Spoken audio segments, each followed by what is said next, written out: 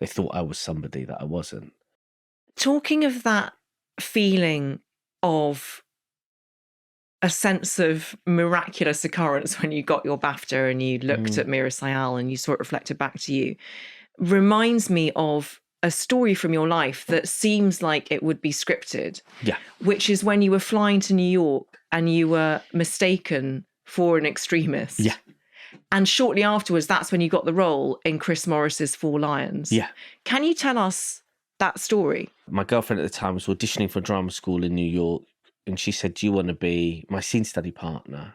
Just to help her out for the audition. So basically, when you're a scene study partner, you have your back to the audience, but you're sort of making that person shine. But as I was flying over to do that in Heathrow, they took my passport and they said I'll get it returned back to me when I arrived at JFK. When I arrived at JFK, it was like sort of convoys of vans, FBI sort of people coming out, and then handcuffed and then questioned and then later released, and then did the audition,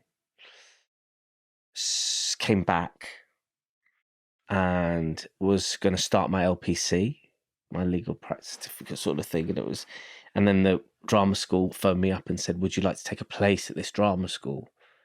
And I went with my girlfriend. We ran away. We just were like, this. We went back to New York, and I took a place at that drama school. But that was my sort of introduction to New York, and that sort of quite harrowing part of it. They thought I was somebody that I wasn't. I have quite a profound understanding on that now because, my job is to enact lots of different types of people.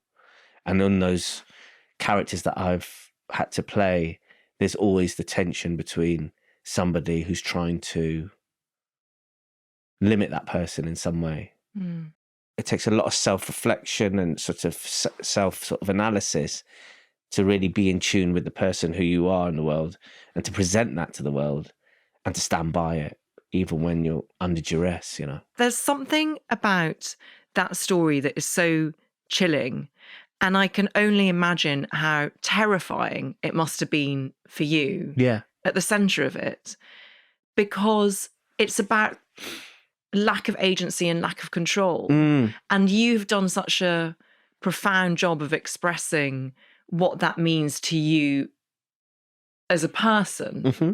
But I also imagine that it's so difficult being in a situation where there's just no recourse. Sure. It must have been horrible. Yeah, it was horrible because you're trying to express an actual truth about yourself, and that truth is being not believed.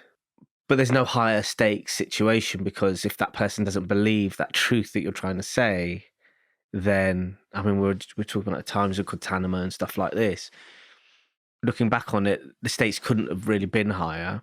What it taught me was to draw parallels between that and how people are in the world anyway. And it makes the thing that you experienced, which was, like you said, really difficult and painful and scary, makes it less difficult and less painful and less scary, because we've all got our own versions of that. You hold that space for someone and go, that's a really intense, complicated, painful situation to be in, when all you're trying to do is be yourself, but you're okay.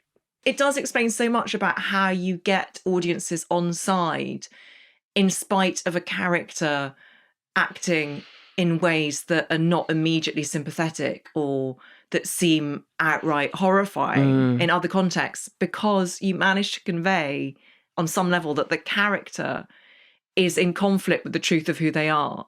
And there's something so beautiful about being drawn back like a tide because of your flaws and imperfections, and you're constantly trying to be better, and yet you're denying what makes you you at the same time, which is absolutely the premise of this podcast. Sure. That it's so much better to be honest about our flaws. Mm-hmm. With the little bit of writing I'm doing at the moment, this thing is just always coming into my brain. It's like creating space and holding space. And so often we're sort of told to fill that space with ideas and words and our opinions, and sometimes it's cool just to write down your opinion, fold it up, put it in your back pocket, sit on it for a bit, and just create space for yourself to work out whether that opinion is worth sharing in that moment or not. Thanks for tuning in. And if you found this video enjoyable, be sure to check out the full episode on your preferred podcast platform. And make sure you're following How to Fail on social media for additional content and updates.